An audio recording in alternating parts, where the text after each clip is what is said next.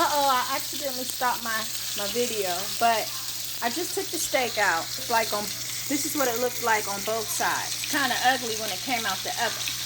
So now we're putting it on a hot griddle for about 45 seconds to let it get a nice, beautiful color to it. Now while that's doing that, I'm going to show you what I'm doing with this chicken. I'm basically taking my turkey baster and seasoning these potatoes real good. Uh-oh. I wish I could use 2 hands, so get the seasoning and it moisturize these potatoes. One thing I forgot to do in the video was put some parsley on them, so I took it out the oven and did that about 5 minutes after they went in. And I also took some juice already and kind of went over this chicken because we want it to be nice and seasoned, really good. Get that flavor down in everywhere and all them little creases and crevices on all these potatoes. And I'm going to stick this back in the oven. And I'm about to go flip this steak and show y'all what else I've been doing. So, everything is seasoned real good and hydrated. I'm going to stick this chicken back in the oven so it can crisp up a little. That skin can get nice and firm. Alright, now there we go.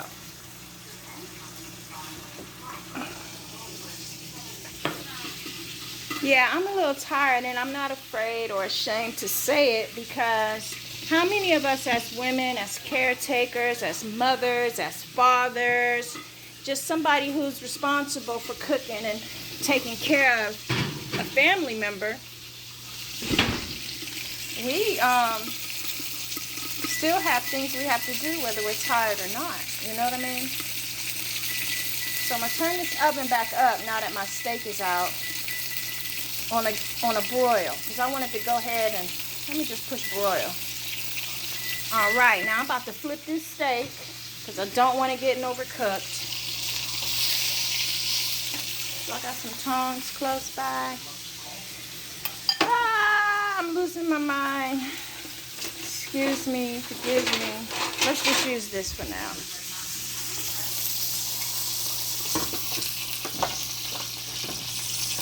This is the one-handed flip.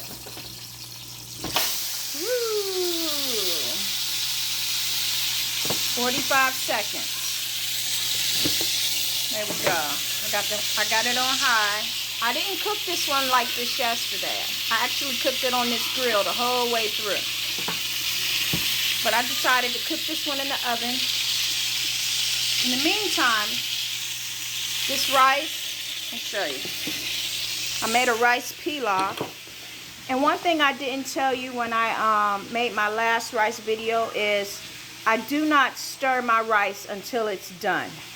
You don't want to take your lid off if possible when cooking rice. You want to let it cook all the way through, keep it covered, turn it on low, and 30 minutes, 25 minutes in, boom, you can look at it and see if it look hard or tender and make your choice. I mean, I only know how to tell you to make that choice based on how it looks. So, over here in this pan, I have some peppers and onions sauteing in some oil. Now, I am going to take some butter. Now that they're about done, I'm going to add about a tablespoon of butter. Melt. I got some garlic, peppers, and onions. I'm going to let that melt, and this is going to go on top of this steak. You can do the same thing with your mushrooms. Just cook them till they're tender to what you like. And when they're about done, you add your garlic. Let them cook a few minutes. Then you add your butter. I'm going to cover that up. Now this steak, I'm ready to take it off because it's already done. And right here we got some spinach creaming real good. I haven't started seasoning in it. All I did was sauteed some some onions, some garlic, and I let it cook in a little water, added some heavy cream. Now I need to add some some salt, some pepper. Hold on, let me get the steak off first. Y'all ready? Get my stuff together. Okay. I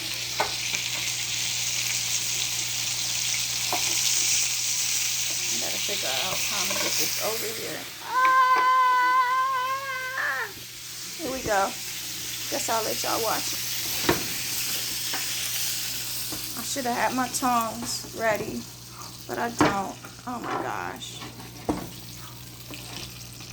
Yeah. I think it'd be easy. Let me put this phone for 5 seconds. 1, 2, 3. Woo! There we go. So here's the steak. Looks a heck of a lot different from when I first took it out the oven. I slow cooked it on 265 for 25 to 30 minutes. Now I'm about to put my phone up here and let you watch me cut it. I don't want to stop the video. Oh, excuse me. There we go. Y'all ready? Let's see. Alright. Here's my rice. I'm going to bring that back over here. You know what? When you're making your cream spinach, I like to use sharp cheddar, but not a lot, just a little bit. You can put mozzarella, whatever kind of cheese you want. So I'm going to go ahead and add a little bit of cheese to this. Now when you make your steak in the oven the way I just did, you don't have to let it rest. You don't have to let it sit down and rest. I'm going to add a little bit of that cheese. I'm going to add a little bit of black pepper to this. We like black pepper in my house. I'm going to turn my peppers and onions off. My brain is like going crazy, everybody. I'm going to give this a little stir. My kids, my daughters particularly, will eat spinach, but they don't really much like cheese. So, I'm just going to add a little bit of this bagged mozzarella. Y'all know I like grating my own cheese.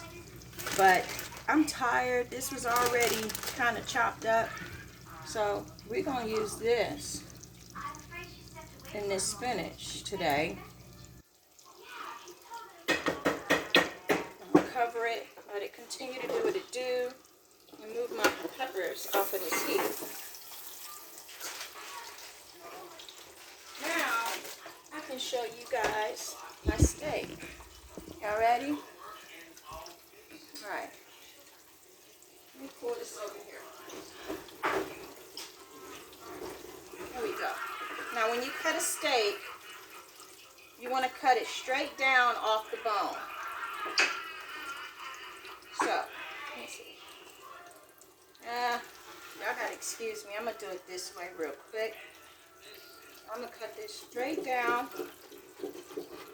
off the bone. This way. Pull that off. I'm not a butcher, everybody. I'm a self-taught home cook. Alright, there we go. Set this to the side. Now, we're going to start from the small end. And you're just going to slice it. Now, if you like your steak medium well, and this should have a unified cook because of how we cooked it. Should be the same all the way through from beginning to end. It looks beautiful. Oh. See, for those of you who like your steak well done, it's cooked all the way through, but it's still moist. Now, some of you might have still wanted it pink. I would have took it out the oven at 25 minutes, but it also depends on if you got one of those thermometers. You can stick it in there in the middle, and it should be at like 134. 134 degrees, but it would have still had pink in it. This one right here is well done, but not so well done that when you chew it, it's gummy. Now this is the fillet side. See how tender and easy it's cutting? Now once you cut this up, when you plate it up, you stick that bone right back over there where it is. You put it on a plate just like that. Let me go grab a plate.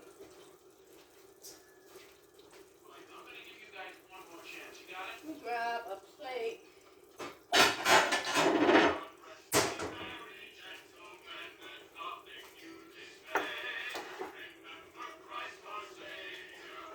And this steak is so tender, so delicious. Now you know another way to cook your porterhouse. It is okay to stick it in the oven. I can't wait till I can grill my steak. I like using my barbecue grill.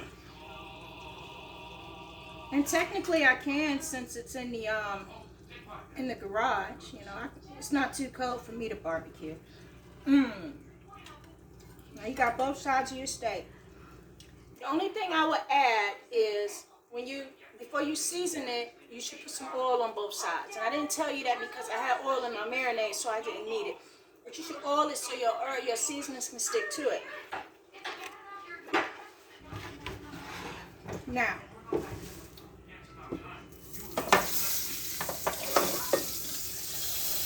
I'm being careless a little bit, y'all. Excuse me. Oh my gosh. I can't believe I'm having fun with this one. So, you can pour some of that butter right there on your steak. I added some butter to these vegetables. And this is how I would serve this up. There you go. Or something else, but here's your porterhouse steak. Pretend it got mushrooms on it if you like mushrooms, peppers, onions, some fresh garlic. There we go. Let me hold this plate up so you can see it. There go your beautiful, tender, moist, and juicy and delicious porterhouse steak. Now this is video 2. Video 1 shows how I seasoned it and how I put it in the oven. Video 2, which is this one, is just how I seared it on both sides after it cooked and added and how to cut it. Well, y'all have a blessed day. Oh, well, yeah, I kind of want to end this, but let's take a look at the spinach. Whew. It's cooking real nice.